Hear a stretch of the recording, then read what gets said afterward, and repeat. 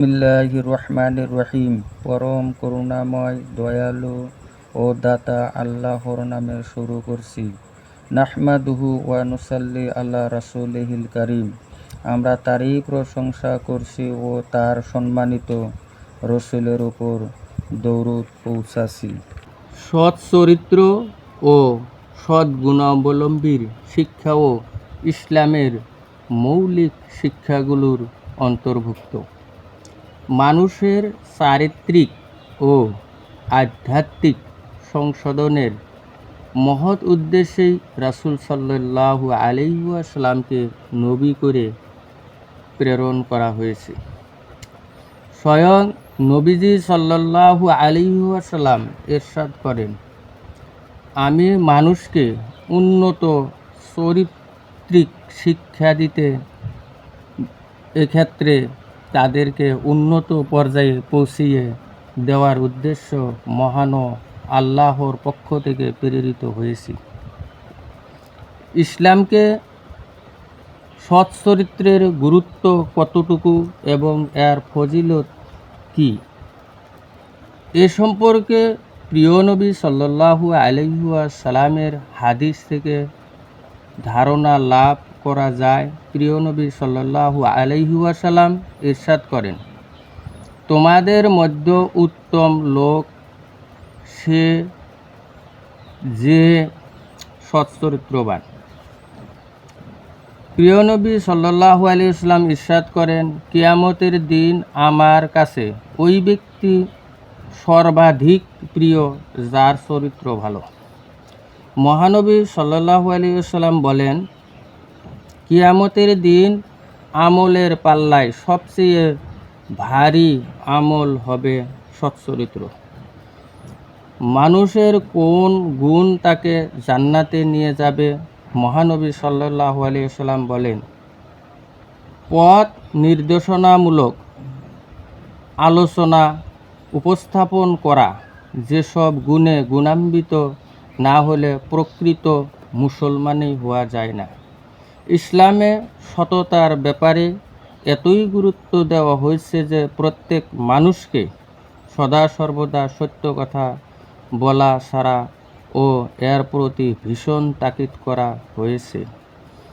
যে ব্যক্তি নিজে সব সময় সততার সাথে সত্যবাদীদের সাহায্যে অবলম্বন করে, কোরআনে করিমে আল্লাহ তাবারক তাআলা ইরশাদ করেন, হে ঈমানদার বান্দাগণ, আল্লাহকে ভয় করো আর শুধু সত্যবাদীদের সাথে থাকো। হাদিস শরীফে এসেছে, রাসূল সাল্লাল্লাহু আলাইহি ওয়াসাল্লাম একবার সাহাবায়ে কিরাম রাদিয়াল্লাহু আনহুকে উদ্দেশ্য করে বলেন যে চান যে আল্লাহ ও রাসূল সাল্লাল্লাহু আলাইহি ওয়াসাল্লামের সাথে তার ভালোবাসা হোক, বা আল্লাহ ও তার রসুল তাকে ভালোবাসুন, তবে তার জন্য অত্যাবশ্যকীয় হলো যখনই সে কথা বলবে তখন যেন সত্য কথা বলে। এক হাদিসে প্রিয় নবী সাল্লাল্লাহু আলাইহি ওয়াসাল্লাম ইরশাদ করেন, উত্তম চরিত্রিক গুণাবলম্বীর অধিকারী মুমিনকে সারাদিন রোজা ও সারা রাত নামাজের সওয়াব প্রদান করা হয়। আল্লাহর যে বান্দা মুমিন, সে আল্লাহ তাআলার দেওয়া ফরজ বিধানগুলো যথাযথ পালন করে, খুব বেশি নফল রোজা নামাজ করে না, কিন্তু সে সচ্চরিত্রবান। তবে আল্লাহ তাআলা তার সচ্চরিত্রর দরুন ওইসব ওলি আল্লাহদের সমপরিমাণ সওয়াব তাকে দান করেন যারা পুরো দিনে রোজা এবং পুরো রাতে নফল নামাজ পালনকারী।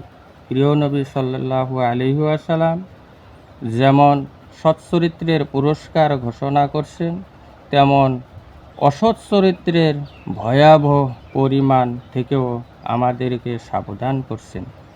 অসৎ চরিত্রবান লোকে জান্নাতে যেতে পারবে না। মহান আল্লাহ তাআলার কাছে অসৎ চরিত্র থেকে খারাপ আর কিছুই নেই।